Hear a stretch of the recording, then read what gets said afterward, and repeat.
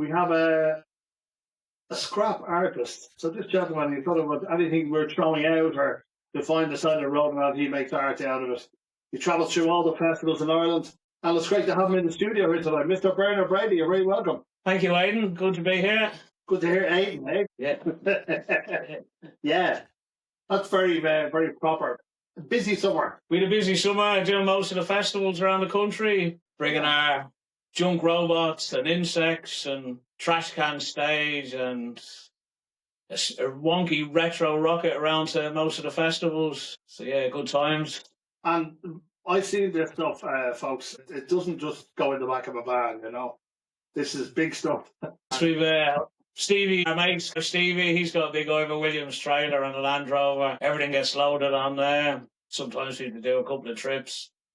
And sometimes it takes a day or two to get everything set up at the festival and that. So yeah, it's good times. In these festivals, would you have specific areas for your art, like? We usually just coordinate with the art director of the festival, meet up with them on site. They usually already have an idea in mind where they should put it, where it's going to look good, and then we set it up. Sometimes things get moved and they find a better place or things like that. But yeah, it's usually with the art coordinator for the festival. So, yeah. So you're moving in. So a lot of this is sort of planned. You'll be sort of planning for next year already. Yeah, hopefully make some things now over the winter. Yeah. Something new that we can bring and add to the festivals next year. The spaceship is particularly one I'd like to talk about. Like it's really like, folks. We'll put up some links for Bernard's work here later on. You know, and put up some photos. But you can see these spaceships. This spaceship is not small. It comes in a few parts naturally, does it? That's it needs like teleporters to assemble it once we get it on site and that, and has to be secured for health and safety. Everything has to be inspected for health and safety that it's going to be okay. This is I'm assuming, because I know a little bit about that industry, it's a fairly big issue, health and safety. Lots of tape you have to go through. How many?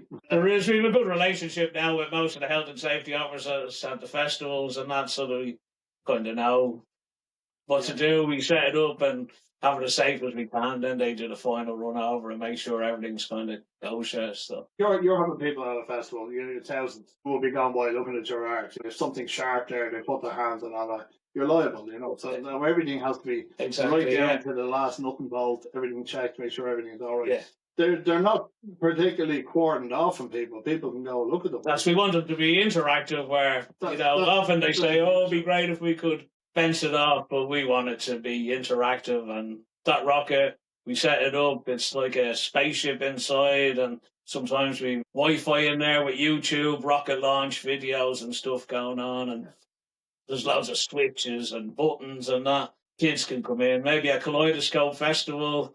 Yeah, there'll be like hundreds of kids or up to thousands of kids will go in and out of there over the weekend. So you're watching all of these. You're going through. So it's a busy few days. These festivals, you'd arrive on site probably. When would you arrive on? So we could be a week before the actual festival. Start setting up on the Monday or something like that. So you're there with the stage and all is coming in. We watch festivals from empty green fields, watch everything build up, and then we watch it all come down as well at the end. And particularly last season at Forest Fest, ladies and gentlemen. I last seen your work, you know, at Forest Fest. It was beautiful. It was up a bit of a hill, a beautiful weekend, lovely weather. Yeah. Perfect for everybody, you know. People were coming in, family, kids. That festival is a very family-friendly festival. Some great acts as well, Alex. You know, we'll talk about them later on. Yeah, that was the Forest Edge. That's with the Port Art Collective. It's a collective of artists. Yes, that's what I was saying. There was a specific area. You went through a sort of like a cattle ranch type of, and you walked in, but there was an array of stuff. Yeah. Like myself and my wife, we were up there for over an hour, you know, looking at different stuff. It's a bit of an oasis in the festival as well, that Forest Edge. You could escape from all the hustle and bustle of the festival, go in there, chill out, and there's all sorts of a few different tents in there with arts and crafts for families and sensory areas for kids maybe with special needs who the festival can get too much for people. They can go and chill out in there, and get their heads together. There was a tent there. I'm going to see a band in there. They were playing, acoustic session. Yeah. Yeah. We had a stage in there, the Port Sound stage, and we asked some of the bigger bands who were playing on some of the other stages, would they be interested in playing in that stage, and Trouble Pilgrims and a few other bands done their gig on their other stage, and then came over and played a separate set. In a smaller, more cozier atmosphere, and it was great little area. All acoustic is great. Yeah. And then your sculptures were right around the site, mixed up around the site, but that type of thing. For people to go and enjoy, then they can go watch a band play. Like, it's a really nice setup compared to, we'll say, the Electric Picnic. It's a lot different, especially this year. The weather wasn't favourable for you. Yeah. So you literally, everywhere is mud and muck and whatever. Yeah. So how do you handle the difference? Beautiful weather, a nice sort of scenic area compared to. That's kind of the way it is with festivals and that. And Electric Picnic is kind of out on its own. There's over 80,000 people. It's really full on. Like where other ones we've done, there might be only. I think that one, Forest Fest, I think that other year was 5,000 and up to 12,000.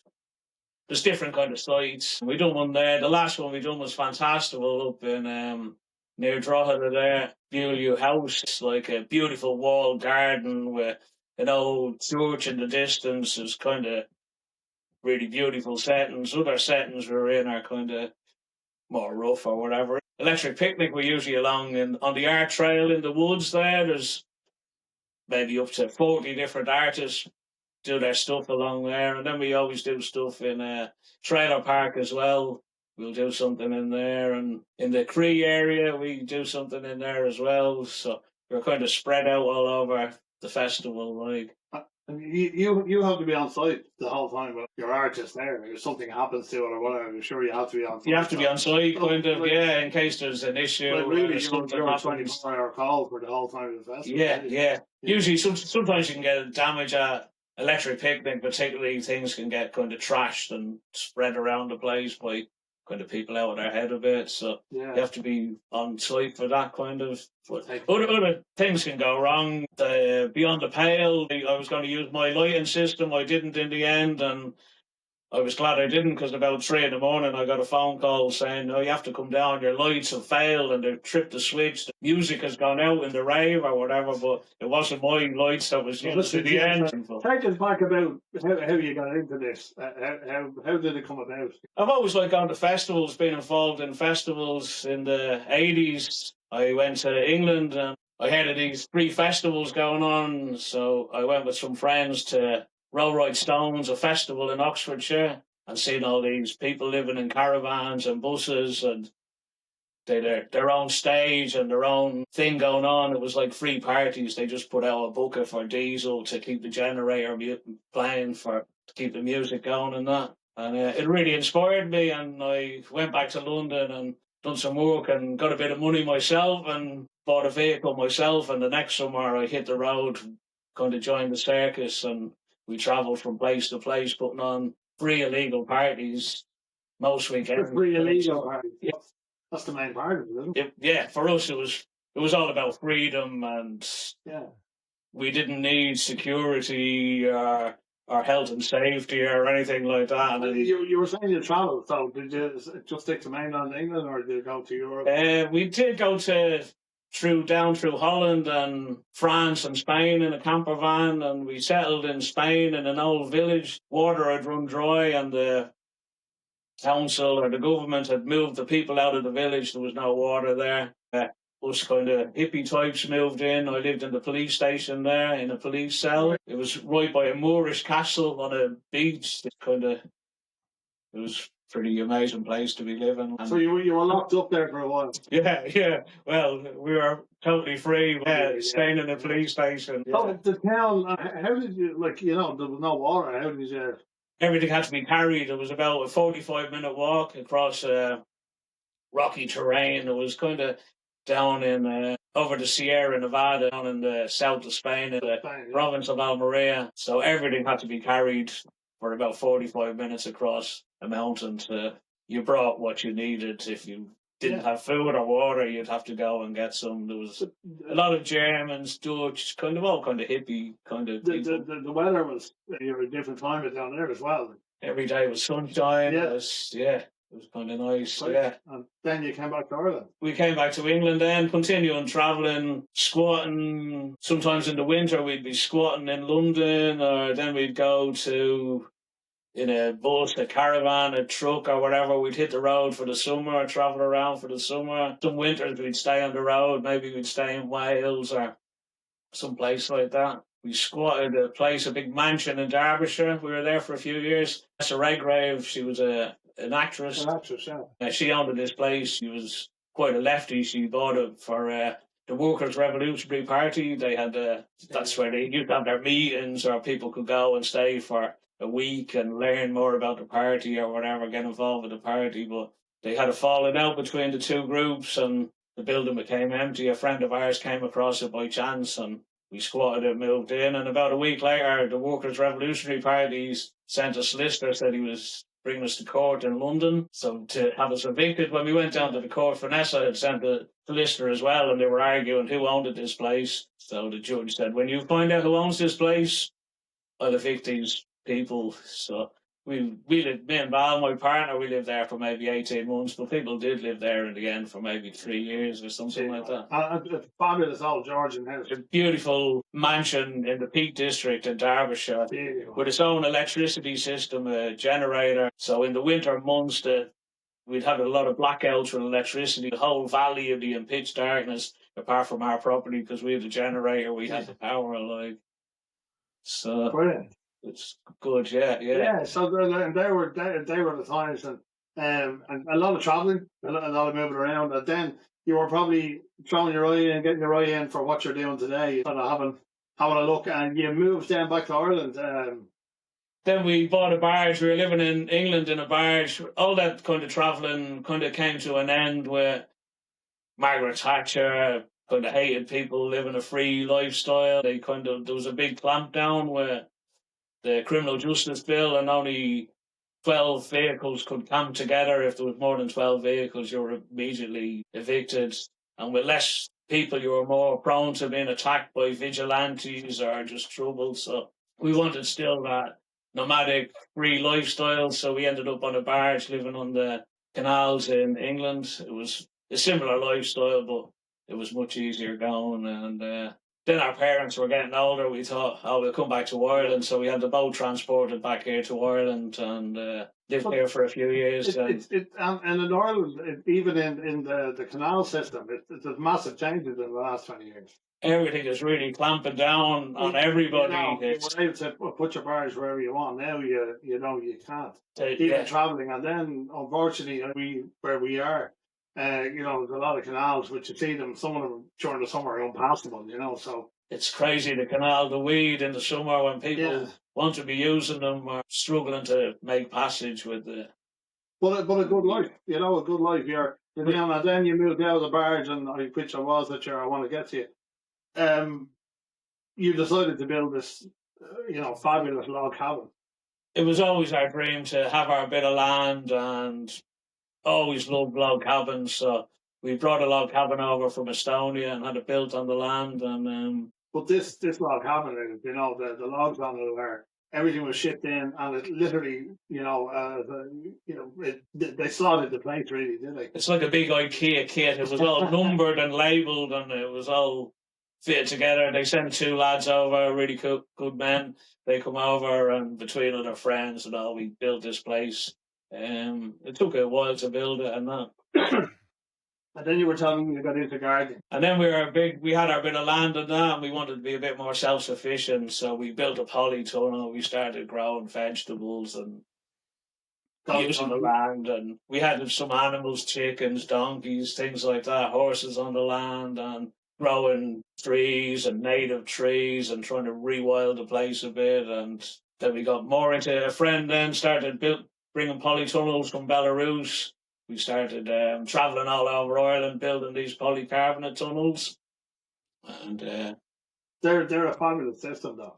They're really good, yeah. The last, you know. And they're really solid with the really climate's changing all the time. Even last week with a bad storm, there's more and more storms that are more destructive. So these polycarbonate tunnels are really solid for.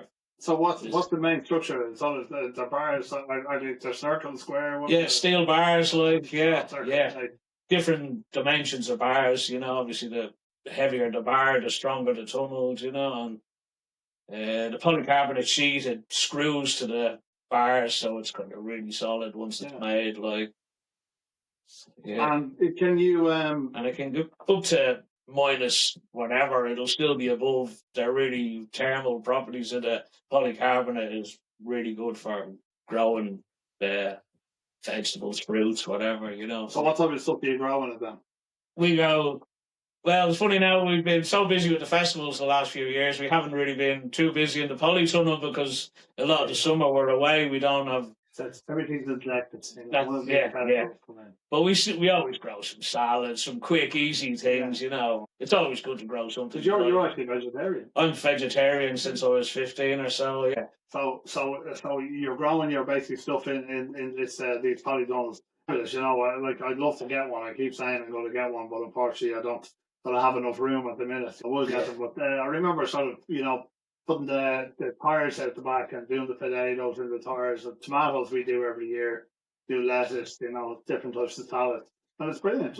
Nothing like it, the taste and everything. You know, I just say you've created your own, I'm preparing your own food. I was speaking to a guest on the show last week, and she was talking about she was in Indonesia, that's where she lived, but we were talking about the foods out there, you know, the different tastes. And, like, that's the difference with the homegrown stuff is. A lady came down with some eggs to me, you know, eggs, you know, they're the dark colour inside, not like they're, you know, free-range eggs. Yeah.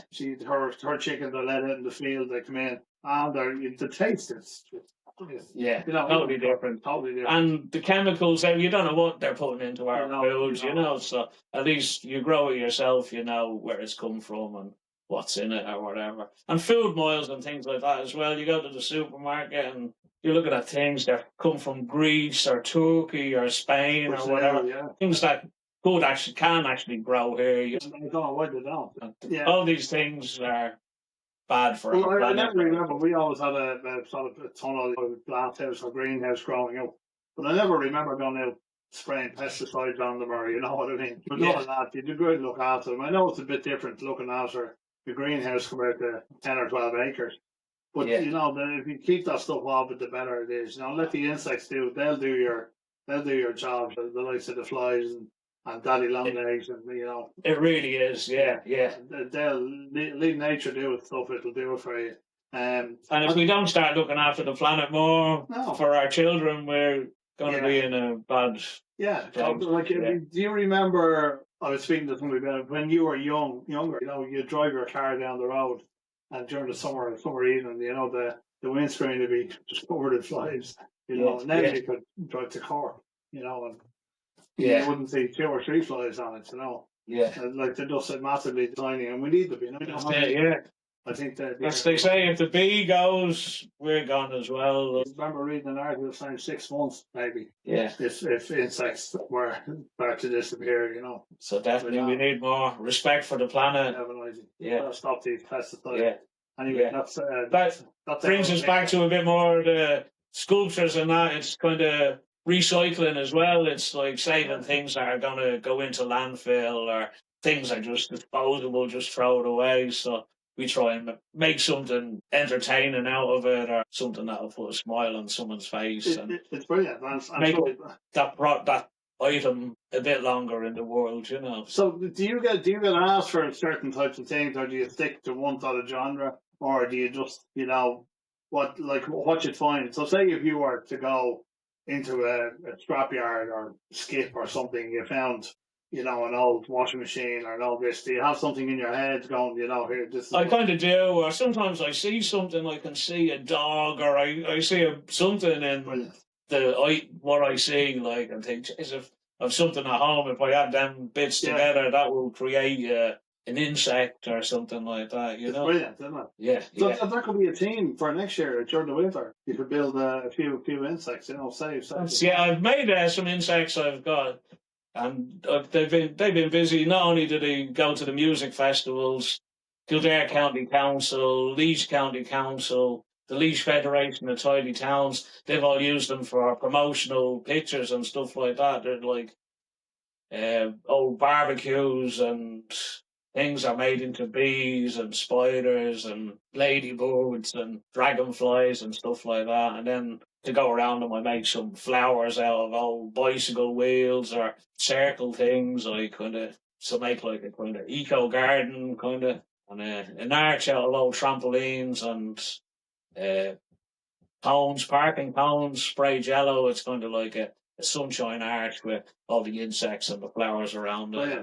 So they put them at Kildare County Council last year for the Climate Action Week. They had all these outside the council offices in Naas there for a week, and the same Laois County Council put them outside their offices, and that just creates a bit of, It'd be brilliant if you could, schools got involved with this, and you could maybe give a school a project. Here's, this is what I want you to do. But then again, in schools, health and safety. I have been asked to do stuff with schools or for smaller kids, but if you're welding or drilling and cutting angle grinders and that, it couldn't work like that. I think it'd be a bit too hazardous.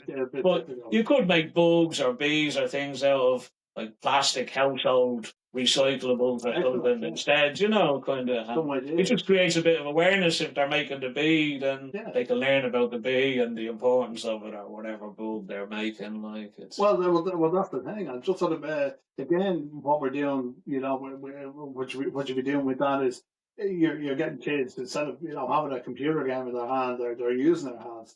Like we make my own house every year, coming into winter, bird feeders out of all bottles, and whatever cans we put bird feeders up, and during the bad times we can hang them out of trees. So all at the back of my house is about 30 bird feeders, and so there's nothing like it. And it's brilliant. And that's the bird is it's keeping the bird going in the winter time when things are scarce. The other thing is, you're looking out, and depending on what type of feed you put out, you will attract different birds. It's amazing. Like we have the cold tit and the grey tit out, and then we had some chaffinches down, and then we put out some sunflower seeds. But we had an array, just a whole different array. Yeah. And it's brilliant. Sometimes I set up the camera and you get brilliant pictures. Make it and they'll come, isn't it? That's exactly, There's something new there's a film about that. Yeah, that's the thing. So the festivals are basically taking up a lot of your time. Other than that, you told me you used to play a bit of music and that. Yeah, I used to be in old punk bands and that back in the 80s and that. I was actually just at a screening of the band I was with, Paranoid Visions. Documentary has been made about the band. They've been together for 40 years, so it's the whole span of the band kind of thing. Greg and Dave Clifford, father and son duo, they persevered and made this documentary with no budget. It's totally DIY. It took them 3 or 4 years. COVID, a health scare, a lot of things battled against them, but in the end they made a really great documentary. Not only it tells the story of the band, it's kind of like the social history of Ireland at the time, the 80s, the 90s, things that were going on at the time, Like chalk and cheese. Yeah. Nowadays, you walk, go down Abbey Street or Connell Street. Yeah. Whereas, the 80s. We were saying all that. Now you're interested in a band or an issue or something, it's all on the computer. Yeah. Back then, we were writing our own fanzines, making magazines to spread ideas, or we used to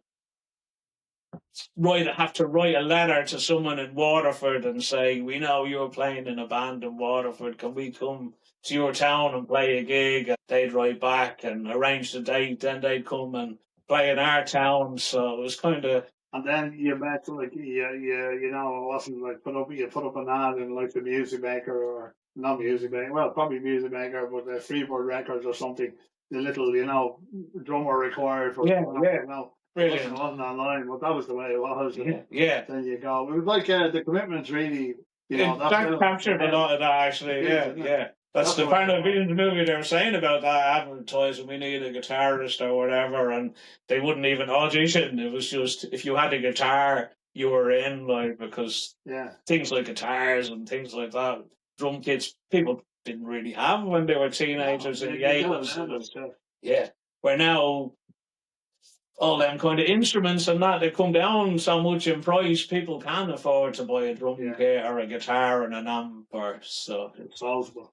Yeah, but so, they're all disposable. They're all disposable stuff. Yeah. So parallel business then, and was that the end of it, or did you stay within the music?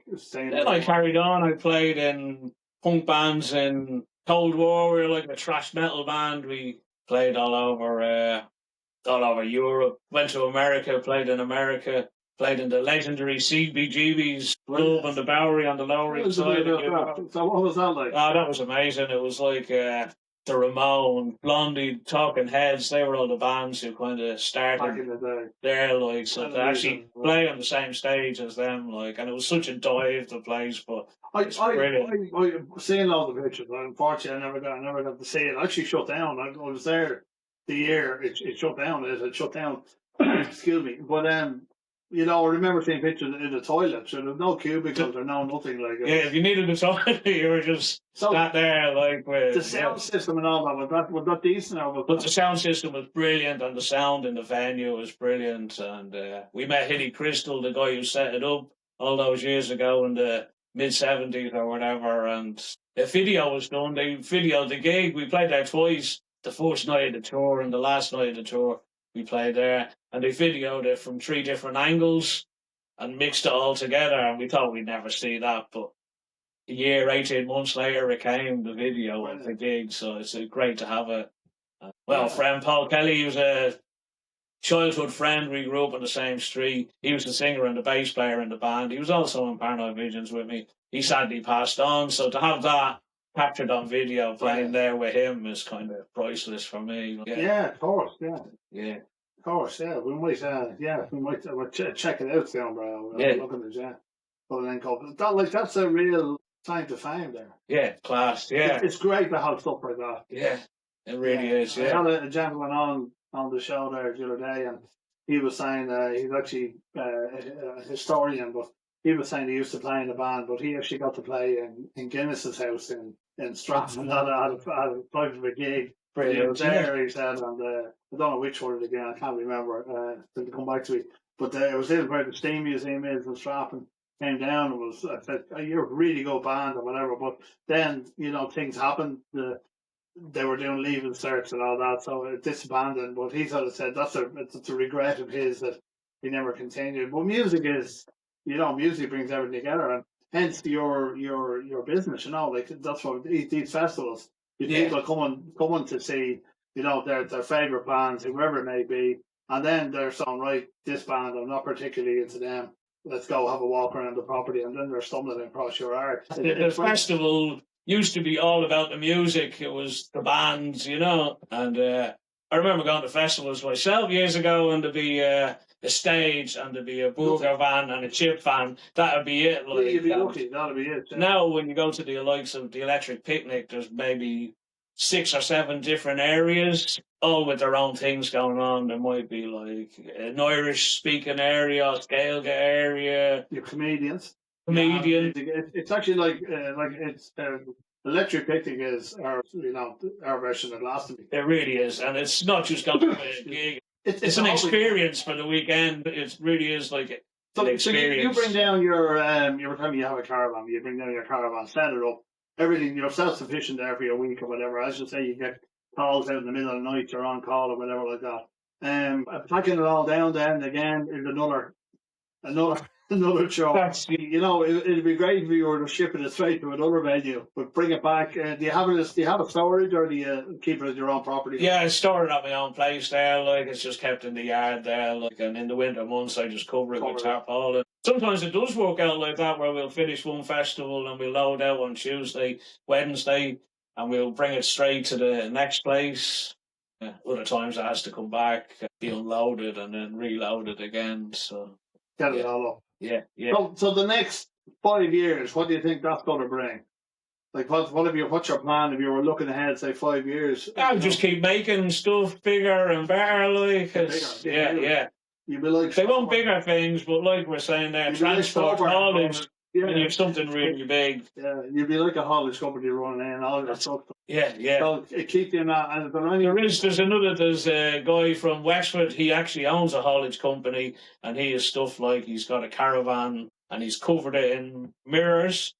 And he's got an old PTO, the drive shaft of a tractor, turned on its side with the caravan on top of that. And the caravan's moving around, so it's like a disco ball, but it's a caravan disco ball. Like, but he's got the transport to move these things around, you know. But the festivals are good; they'll help you on site. Always have teleporters and machines to move stuff around. At home, when I have to move that rocket at home, I usually have to get 8 or 10 people to come round and lift it manually onto the trailer. But like that's the thing is you know, these festivals they're huge sites, massive sites. Yeah. So you're trying to shift stuff around, and that's the thing. A teleporter, you could be waiting 2 hours for it. You will be, yeah, especially as they get busier during the week, you know, and they don't have, you know, there's obviously more priorities for safety and all things like that they're dealing with, and your yard is kind of, you know. You're probably, you know, no disrespect, you're probably last on the line. It really is, Whereas the likes of whoever the headline band is, they need their Smarties and their dressing rooms and stuff like that. Definitely, These artists coming in, more and more stuff coming in. Right? Like that was the thing, the one drum kit, you know, and obviously it's the one guitar or whatever. Everything now, I get that when I do Electric Picnic. I usually get like really good passes, you know, artist pass or access all areas and stuff like that. You see all the coaches and all the bands and the amount of equipment that is coming through like that, and they all want to use their own, what they're comfortable playing on. They're stripping down a whole stage, you know, and literally. And then you could have an artist, like I was saying one day recently, remain nameless, but, you know, the entourage with them, you know, like there was 5 backing singers, you know, they had drummer, bass guitarist, keyboard player, saxophone, brass section. It was phenomenal, you know. Yeah, it really is. Yeah. Get on and But look, I enjoyed it, you know. I do love the art that's going on. Actually, a Forest Fest, Paul Brady, for instance. You know, Paul just had we were actually up with you, and we went down to see Paul, and, you know, acoustic guitar, you know, bass and drums, and it's just brilliant. And he's been around a long time. Yeah. And that was too big. He was literally up on stage and soundchecked and done the way he went, and when everybody stood to attention, how many people were in the field that day, just like, it's brilliant. Seeing guys like that good at what they're doing, you know. Really, yeah. Brilliant. So I see going like that Electric Picnic, 80,000 people, and then you see smaller ones with like 5,000 people, more independent, maybe all local Irish bands playing. But there's it's really good, yeah. Whatever, there's a festival out there for everybody, I think, you know. So yeah. And if you haven't checked out a festival, go to one. Oh, definitely go to a festival, and before you get to and like that, once the weather's good, you're gonna have a pretty good time. Yeah, we were my wife is a big 80s buff, you know, she loves the 80s, so there was one there that used to be on Forever Young. I don't know what happened, it's not happening anymore, but I had to go. I wouldn't be my cup of tea, Bernard, you know, I wouldn't be. I like some of the stuff, but some of it I don't really like the more. But anyway, so I sat for a day. People say about true love. I sat for a day. Listening to people who I had no real interest in. But I did it. You do it for love, don't you? That's it, yeah. I think that Forever Young finished up. I think they got into financial difficulties, which it's hard for the smaller independent festival to keep going with financially, insurance costs, the cost of everything, you know. Everything's a massive cost, yeah. Stacking up against them, and if tickets aren't selling, and they have... It was very enjoyable. We went to, it was on 3 times, I think we went to 3 times. If I'm wrong, quote me on that, folks. Don't quote me, you know what I mean. I'm not sure. I think it was 3 times it was on, and very enjoyable. I did enjoy it. There was a lot of acts I did enjoy at it, you know, and then there was a lot who wouldn't be my cup of tea. People who really... I was very surprised with that. I didn't think would like. Jimmy Somerville. Yeah. You know, just phenomenal. Yeah. Holly Johnson. Last, yeah. Yeah. I'm sort of, you know, like, talk about showman, man, just. Isn't it? Yeah, yeah. I actually went to one in St. Anne's Park this year. It was Toya Wilcox, an old who I used to like when I was a kid. She was kind of punk rocker on top of the pops. And the Boomtown Rats played, and they'll always give a good show. ABC or whatever. Like you were saying, they were still enjoyable to watch it. Yeah, and it was great watching old people in their 50s or older, maybe, really dancing. People way older than us, yeah, people older than us, but you could tell they were old friends and they were having the best time. And we'll go back to that again, folks. You know, this is what Bernard's saying about the festivals. There's one there for you everywhere, and in Ireland we actually have a lot of them now.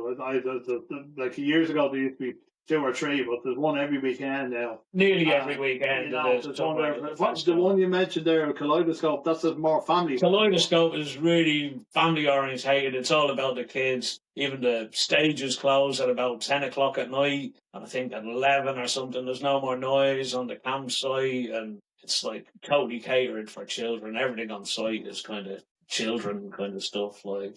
And brilliant. And your art then can be seen around these places. Yeah. Your spaceships and that. So, and what about getting in touch with Elon? Do you think he might help you? Please, yeah. We'll put a word in here. Yeah. Elon, if you're out there. Yeah. We can put him in the rocket and launch him.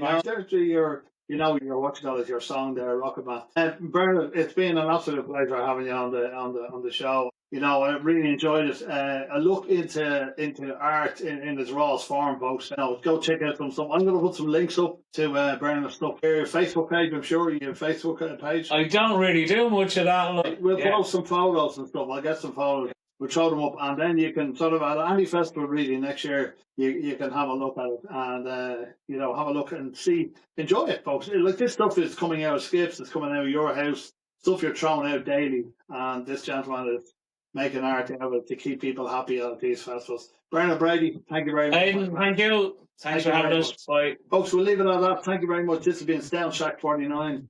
We'll talk to you again soon.